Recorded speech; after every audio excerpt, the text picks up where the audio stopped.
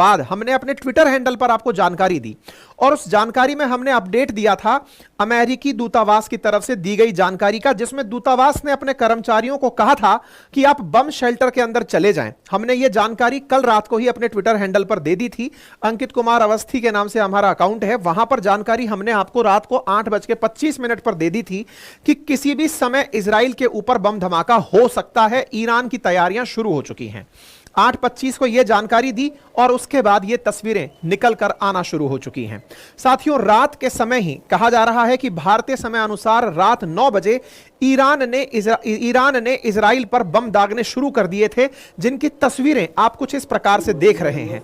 कुछ इस प्रकार से जैसे टूटते हुए तारे दिख रहे हो, इस प्रकार से न जाने कितने ही बम आकर के इजराइल की धरा पर गिरते हुए दिख रहे हैं। दुनिया को सोचने की आवश्यकता है कि जिस इजराइल को बार बार यह कहा जाता है कि तुम दुनिया में अशांति ला रहे हो, असल में इजराइल यह कह रहा है कि हमारे 1 करोड़ लोग इन धमाकों के चलते शेल्टर में जाने को मजबूर हुए।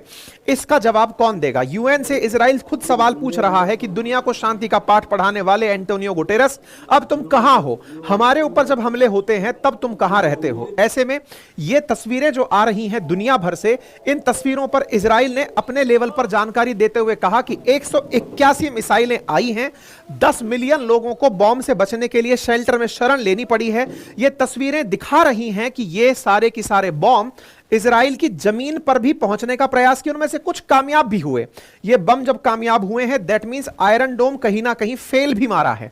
ये तस्वीरें अपने आप में बयान करती हैं कि ये जमीन तक पहुंचे हैं। आयरन डोम इन्हें हवा में खत्म कर देता था, लेकिन ये बम धमाके दिखाते हैं कि किस तरह तक इजराइल के अंदर तक पहुंचकर काम। देखिए, हमेशा इजराइल की एक ताकत रही है, और वो ताकत क्या रही है कि मिसाइलों को वो हवा में मार गिराता है अपने डिफेंस सिस्टम से। लेकिन ये वीडियो फुटेज जो आ रहे हैं जिसमें इजराइल लिख रहा है कि listen to the booms, this is Israel right now, ये तस्वीरें दिखा रही हैं कि ये गोले इजराइल में गिर चुके हैं, और इसको गिरने के बाद इजराइल दुनिया को यही कह रहा है कि फिर मत कहना कि हमने गलत कर दिया, हम पर गोले गिरते हैं, हम पर 8000 गोले हिजबुल्लाह ने दागे थे, हमने नसरुल्लाह मिटा दिया, अब हम पर 181 गोले ये दाग चुके हैं, अब हम कुछ करेंगे तो कुछ कहना मत। ये मत कहना कि तुम्हारी मार में इतना दम क्यों है, तुम पर जब पड़ती है तुम नहीं मरते हो, तुम्हारी मार में इतनी दम क्यों है। तो ये साथियों, ये जो तस्वीरें हैं, इन तस्वीरों के बाद में आप सोचें, ये मिसाइलों के पीछे के बचे हुए खोखे हैं। ये जो दिख रहे हैं आपको, मिसाइल चलने के बाद जो मिसाइल के पीछे लगा हुआ लोहा होता है, वो इस तरह से आपको गिरा हुआ सूखा हुआ हाल में जलने के बाद यहां दिखाई दे रहा है। दैट मींस इन मिसाइलों ने जबरदस्त तरीके से रीच की है। कहां से चलाई गई ये मिसाइलें, ये जानना जरूरी है। ये रहा ईरान और ये रहा इजराइल। ईरान से इजराइल की तरफ मिसाइलें चलाई गई। अगर कोई यहां से लेकर यहां तक भी मिसाइल चलाता है तो दूरी है 1700 किलोमीटर। इसका मतलब यह है कि जो बैलिस्टिक मिसाइल्स चलाई गई हैं उनका एयर डिस्टेंस 1700 किलोमीटर अगर है, तो डेट मींस ये मिसाइलें काफी जबरदस्त श्रेणी की मिसाइलें थी, जिन्होंने इराक को क्रॉस किया, सीरिया को क्रॉस किया और फिर जाकर इजराइल में मार किया, या फिर इराक से होते हुए जॉर्डन क्रॉस करते हुए, वेस्ट बैंक क्रॉस करते हुए यहां तक आए। मैं आपको बता दूं कि मार इन्होंने यहां पर की है, और जब यहां पर मार की है तो इस जगह पर तेल अवीव तक पहुंचने के लिए मार की गई। तो देखो, जॉर्डन क्रॉस हुआ और वेस्ट बैंक क्रॉस हुआ। वेस्ट बैंक असल मायने में फिलिस्तीन है, और इसके बगल में एक दूसरा देश यहां पर जॉर्डन आपको दिखाई दे रहा है, जो कि इजराइल का पड़ोसी देश है। इंटरेस्टिंगली हुआ क्या कि मिसाइलों को यहां पहुंचना था। कुछ मिसाइलें तो जॉर्डन में गिर गई और कुछ मिसाइलें फिलिस्तीन में गिर गई। यहां पर ऐसा देखने को मिला है कि इनकी चलाई हुई मिसाइलें मिस फायर होकर के जॉर्डन पर भी गिरी हैं और वेस्ट बैंक पर भी गिरी हैं। क्या दुनिया वाले इसको जॉर्डन की सॉवरेनिटी का उल्लंघन मानेंगे? क्या दुनिया वाले इसको वेस्ट बैंक की सॉवरेनिटी का उल्लंघन मानेंगे? और तो और, क्या इराक की सॉवरेनिटी का उल्लंघन मानेंगे? क्योंकि इराक के ऊपर से मिसाइल चलाई गई हैं, तो क्या इतनी दूर से जो मिसाइल चलाई गई है उसने किसी भी देश के सीमा क्षेत्र का उल्लंघन नहीं किया क्या? यह बड़ा प्रश्न है जो इजराइल दुनिया से पूछ रहा है।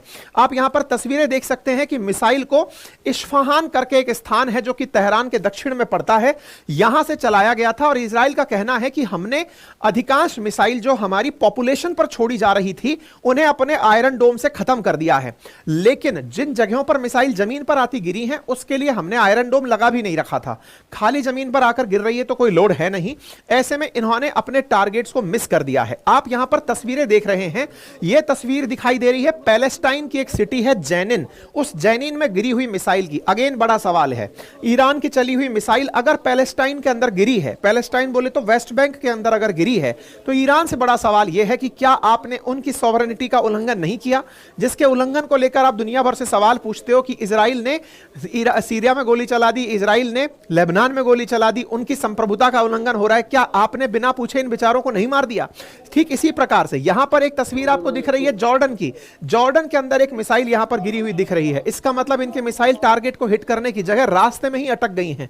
इससे बड़ा सवाल यह बनता है कि ईरान की तैयारी तो है, लेकिन तैयारी में एक्यूरेसी की कमी है, और इस एक्यूरेसी की कमी को वो दुनिया के दबाव में उठाने को मजबूर हुआ है, क्योंकि लोग उनसे सवाल करने लगे थे कि तुम्हारे कहने पर नसरुल्लाह तो मर गया, लेकिन तुम अभी तक चुप क्यों हो? और उनके उकसावे की कार्रवाई में इन्होंने मिसाइलें दाग दी, जो कि इनके लिए एक बहुत बड़ा सबब बनी। चलिए अब शुरू से शुरू करते हैं। ये तो सारा अपडेट खत्म हो गया, जिन्होंने इतना सुन लिया उन्होंने ब्रीफ तो सारा जान लिया। अब विस्तार से दुनिया की प्रतिक्रिया जानते हैं, इजराइल की तैयारी जानते हैं, कहां से शुरू हुआ, कैसे वो इंसिडेंट था जिससे ये घटना शुरू हुई। अब उस पर चलते हैं। देखो साथियों, कल रात की बात है, कल रात को जिस समय आपने और हमने सेशन किया उसके बाद में ये तस्वीरें आप देख रहे हैं। हुआ क्या, कल रात को तेल अवीव के पास जाफा नामक जगह पर, जाफा कहां पर, यह रहा तेल अवीव, और तेल अवीव के अंदर जाफा नामक जगह पर एक आतंकवादी हमला होता है। यहां पर आप देख रहे हैं तो एक आतंकी हमला हो रहा है, गन फायर की आवाज सुनाई दे रही है, गन फायर की आवाज, यहां पर आतंकी हमला हो रहा है, बिल्कुल उसी अंदाज में जैसे 7 अक्टूबर के दिन हमास के लड़ाके गाजा पट्टी से निकल करके इजराइल में एंट्री कर गए थे। कुछ ऐसे ही फिलिस्तीन की तरफ से समर्थक लोग जो हैं वो इजराइल के तेल अवीव में अंदर घुसते हैं, गन से एंट्री करते हैं और यहां जाकर के लोगों को मारना शुरू करते हैं। उनकी तस्वीरें बाहर आती हैं और तस्वीरों में ये गन लिए हुए लोग दिखाई देते हैं। इनकी तस्वीरों को इजराइल जारी करते हुए कहता है कि इनकी चेहरे की स्माइल देख करके लग रहा है कि ये कितने हैप्पी हैं, कि इन्होंने कितना सुकून का काम कर दिया है। इजराइल के लोगों के ऊपर गोली चलाई गई, 6 लोगों के मारे जाने की सूचना निकल करके आई। हालांकि इजराइल ने अपने द्वारा सूचना देते हुए कहा कि 6 इजरायली वर मर्डर्ड इन तेल अवीव इन shooting attack by 2 Palestinian terrorist. यह सूचना निकलकर आती है आज सुबह 1:30 बजे, लेकिन यह जानकारी रात की ही है। ठीक है, तो यहां पर इनको मारे जाने की सूचना आई, इनको इजरायली फोर्सेस ने न्यूट्रलाइज कर दिया। इसके ऊपर सूचना अखबारों में छपती है। कल रात की अपडेट दे रहा हूं, कल रात को जब हमारा सेशन अपनी पाठशाला पर हुआ उसके बाद क्या क्या घटित हुआ, उससे पहले की जानकारी मैं ऑलरेडी दे चुका हूं। तो यहां पर 6 लोग मरे और 10 लोग घायल हुए। यहां पर चाकू से और गन से हमला किया गया और इसमें इजरायली डिफेंस फोर्सेस ने उन्हें न्यूट्रलाइज कर दिया। ठीक है साहब, इनके मारे जाने के बाद में अचानक यह सूचना आ चुकी थी यूएस के खुफिया एजेंसी के थ्रू कि ईरान ने अपनी मिसाइलों में तीली लगा दी है, कभी भी उड़ करके वो इजराइल पर गिरेंगी। पूरे इजराइल के अंदर सायरन बजने शुरू हो जाते हैं। ये सायरन के साउंड दिखाई दे रहे हैं आपको, जहां जहां सायरन बजने शुरू होते हैं, यानी कि लोगों को सूचना दे दी गई कि इजराइल की तरफ से किसी भी समय, ईरान की तरफ से किसी भी समय आपके ऊपर मिसाइल आकर गिर सकती है।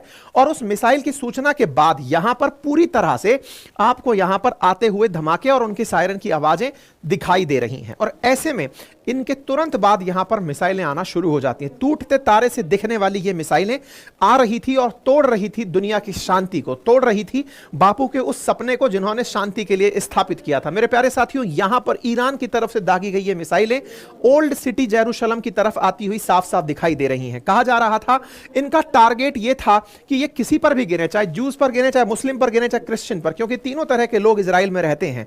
ऐसे में इजराइल हर वो संभव कार्य करेगा जो इजराइलियों को बचाने के लिए कारगर होंगे। एक तस्वीर सोशल मीडिया पर गजब की वायरल हुई। नेतन्याहू जैसे ही ये हमले सुनते हैं तुरंत अपने बंकर की तरफ भागने लगते